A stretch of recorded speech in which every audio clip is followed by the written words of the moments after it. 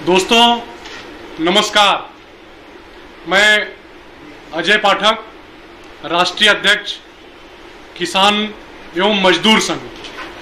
मित्रों, आज हम सभी लोग यहाँ इसलिए एकत्रित हुए हैं, ये प्रेस कॉन्फ्रेंस इसलिए बुलाई गई है,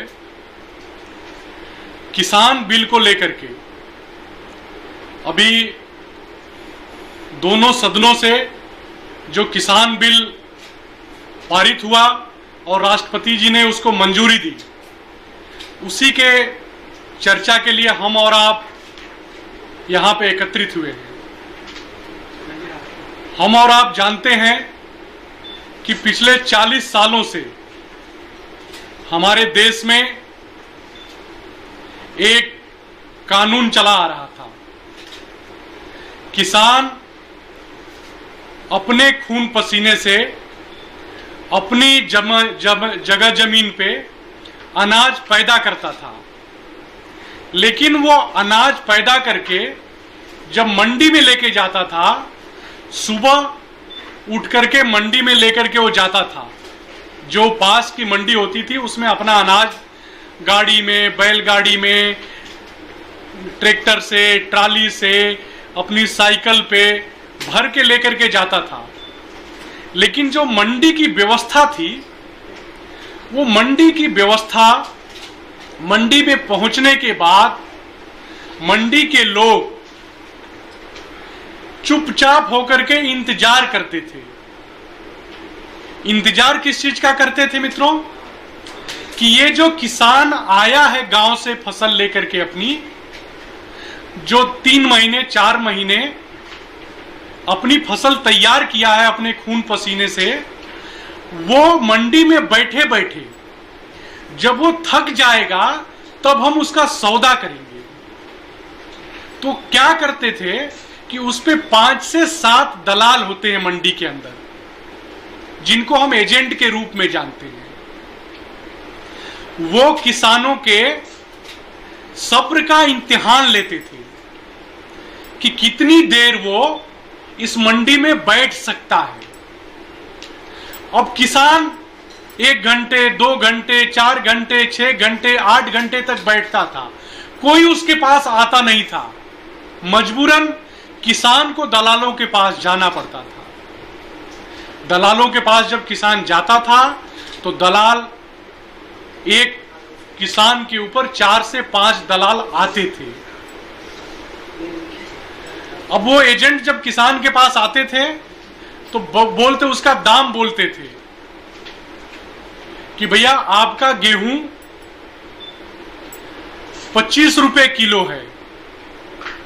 25 रुपए किलो के हिसाब से बोली लगाना चालू करते थे। एक 25 रुपए किलो लगाएगा, दूसरा 25 रुपए 5 पैसे बोलेगा, तीसरा 25 रुपए 10 पैसे बोलेगा, चौथा 25 रुपए 25 पैसे बोलेगा, पांचवा 25 रुपए 50 पैसे बोलेगा। अब 25 रुपए 50 पैसे बोल दिया। किसान को नहीं पड़ता है कि हम 25 रुपए 50 पैसे में अपना गेहूं इस मंडी में बेच के जाएंगे तो हमारी लागत ही नहीं निकल रही है, लेकिन उसकी मजबूरी है कि मंडी के अलावा कहीं उस अनाज को बाहर वो बेच नहीं सकता। सपोज अगर वो बोलता है कि मैं नहीं बेचना चाहता और मैं बाहर जाना चाहता हूं बेचने के लिए, जब वो बाहर जाएगा उस अनाज को बेचने के लिए तो उस पे उसको 6% का टैक्स देना पड़ता था सरकारों को। जो मंडी है, जिस मंडी के बाहर आप दूसरी मंडी में जाते हो तो 6% का टैक्स देना पड़ता था किसानों को। तो जो 25 रुपए 50 पैसा किलो बिकने वाला है वो और कम में हो जाएगा 6% टैक्स के हिसाब से। उसका जो 50 पैसे मिलने वाला वो भी नुकसान हो जाएगा। तो मजबूरी बस उसको उस मंडी में अपना अनाज बेच करके आना पड़ता था। लेकिन अभी जो ये बिल पास हुआ है, इस बिल की सबसे अहम जो लाइन है, इसमें जो फॉर्मल बिल पास हुआ है, किसान इस बिल पास होने से वो स्वतंत्र हो गया। वो स्वतंत्र हो गया कि वो अगर आज इस मंडी में नहीं उसका अनाज बिक रहा है तो दूसरी मंडी में जा सकता है, तीसरी मंडी में जा सकता है, चौथी मंडी में जा सकता है। अपने स्टेट में अगर नहीं बिक रहा है तो 10, 20, 25 किसान एक साथ मिलकर के 2-4 ट्रैक्टर ट्राली में 10, 20, 25 गांव के किसान 2, 4, 5 ट्रैक्टर ट्राली में अपना अनाज भर के दूसरे स्टेट में जा सकते हैं बेचने के लिए। कोई बाउंडेशन नहीं है, किसी तरह का कोई रोक टोक नहीं है। लेकिन ये विरोध क्यों है इस चीज का, उसके बारे में भी आप समझिए कि इस व्यवस्था का जो नया बिल पास हुआ है, एक संशोधन और एक विपणन, इस बिल का विरोध किस बात का है? विरोध इस बात का है कि जो ये आज तक व्यवस्था बनी हुई थी, ये मंडी समितियों की व्यवस्था जो बनाई गई थी, ये पिछले 40-50 सालों के अंदर जो पार्टियां सत्ता में रही हैं, उनके लोग ही वहां पे मंडी व्यवस्था के अंदर बैठे हुए लोग हैं। वो अनाज लेने से लेकर के और बाहर भेजने तक ये सारी मंडी की व्यवस्था उनके चंगुल में है। और किसान को वो अपना बंधुआ मजदूर समझते थे।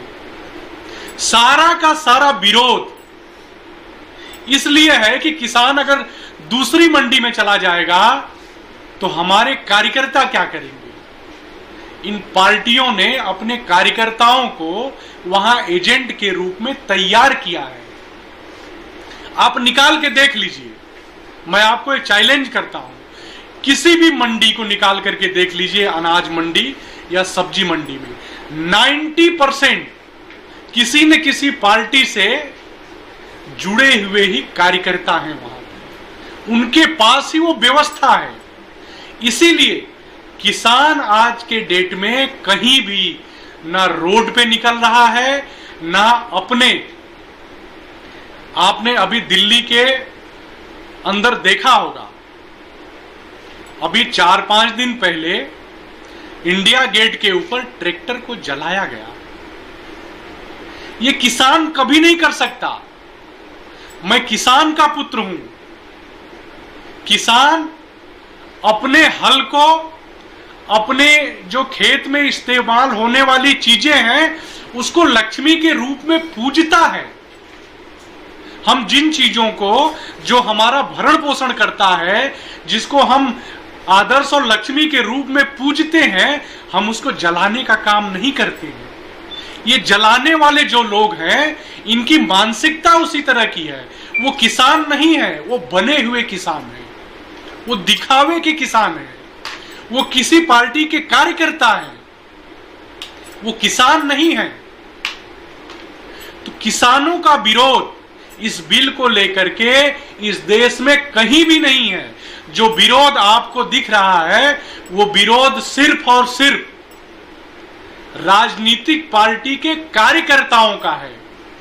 किसानों का विरोध और राजनीतिक पार्टी के कार्यकर्ताओं का विरोध, ये सबको समझ में आता है। किसान किस तरह का विरोध करता है और राजनीतिक पार्टी के लोग किस तरह का विरोध करते हैं, इसमें सबको समझ में आता है और सबको समझना चाहिए कि ये क्या व्यवस्था है।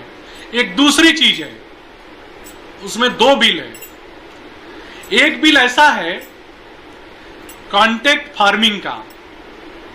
कॉन्ट्रैक्ट फार्मिंग आज भी हो रही है, लेकिन किसके साथ हो रही है? जो बड़े किसान हैं, जिनके पास 50 एकड़, 100 एकड़, 500 एकड़ खेती है, वो कॉन्ट्रैक्ट फार्मिंग कर रहे हैं। वो एग्रीमेंट के थ्रू अपनी जगह देते हैं 5 साल 10 साल के लिए, और उसका पैसा वो पहले भी उठाते हैं 30% से लेकर के 50% तक। बहुत सारे लोग तो 80-80% पैसे उठाते हैं, उठा करके और अपने उससे दूसरा भी कारोबार करते हैं, उसी से उनका सब कुछ चलता भी है। लेकिन ये व्यवस्था अगर छोटे किसान को मिलती है तो इसमें हर्ज क्या है? किस प्रकार का हर्ज है? अगर मैं छोटा किसान हूं, मेरे पास 1 एकड़ भूमि है, उस 1 एकड़ भूमि को मैं 5 साल के लिए किसी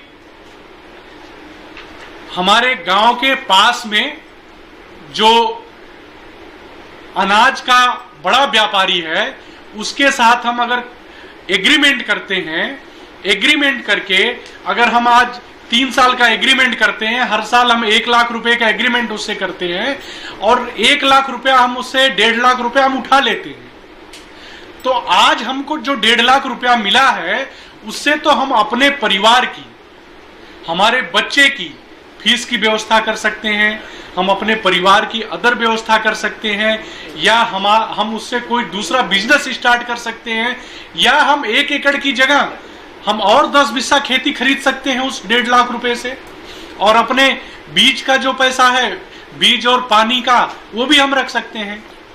तो ये छोटे किसान के फायदे की भी चीज है। लेकिन जो हो हल्ला करने वाले लोग हैं वो बोल रहे हैं कि जब आप किसी बड़े व्यक्ति के साथ आप उसके साथ अपने खेत का एग्रीमेंट करेंगे तो आपका खेत चला जाएगा। वो लोग भ्रम फैलाने का काम कर रहे हैं।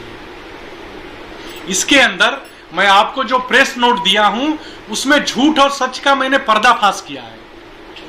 आप देखिएगा कि उसके अंदर मैंने सारी चीजें लिखी है कि कोई भी व्यक्ति, उसके अंदर ये क्लॉज भारत सरकार ने डाला है कि किसान जब चाहेगा तब उस एग्रीमेंट को खत्म कर सकता है। उस एग्रीमेंट को साहूकार नहीं खत्म कर सकता, उस एग्रीमेंट को किसान खत्म कर सकता है। उसको अगर 10 रुपया कोई ज्यादा दे रहा है तो उसके साथ एग्रीमेंट कर सकता है वो। तो मैं आप लोगों को यही बताने के लिए आज ये प्रेस कॉन्फ्रेंस का बुलाया गया है। इसका मकसद है कि जो देश में भ्रम फैला रहे हैं वो भ्रम दूर हो। और एक बात और बोल करके मैं अपनी बात को समाप्त करूंगा, फिर आपके सवाल जवाब जो होंगे उसका मैं दूंगा उत्तर। एक सबसे अहम जो बात है, जो लोग किसानों के लिए इतना हो हल्ला मचा रहे हैं, उन्होंने किसानों के लिए क्या किया है पिछले 70 सालों में, ये विचारणी है। आप एक चीज सोच के देखिए ना, जो आज विपक्ष के सबसे बड़े नेता के तौर पे अपने आप को पेश कर रहे हैं, उनको ये पता ही नहीं है कि आलू किस तरह से पैदा होता है, गेहूं किस तरह से पैदा होता है, गेहूं ऊपर फरता है या जमीन के अंदर, आलू नीचे होता है या ऊपर। वो लोग किसानों की बातें कर रहे हैं। ये व्यवस्था उनको समझ में आएगी ही नहीं कि ये व्यवस्था क्या दी गई है। मेरा संगठन, ये जो बिल पास हुआ है, हम बीजेपी के साथ बहुत सारे मुद्दों पे हमारा विरोधाभास है, लेकिन इस मुद्दे पे, इस किसान बिल के मुद्दे पे हम पूरी तरह से आदरणीय प्रधानमंत्री जी के साथ में हैं। उन्होंने जो विजन दिया किसानों को, 1 लाख करोड़ रुपए का, अभी 15 दिन पहले उन्होंने जो कर्ज दिया किसानों को, उससे हमारा कृषि क्षेत्र में इंफ्रास्ट्रक्चर डेवलप होगा। जिस इंफ्रास्ट्रक्चर की जरूरत है वो डेवलप होगा और उससे किसान समृद्ध होगा। मैं इन्हीं शब्दों के साथ अपनी बाड़ी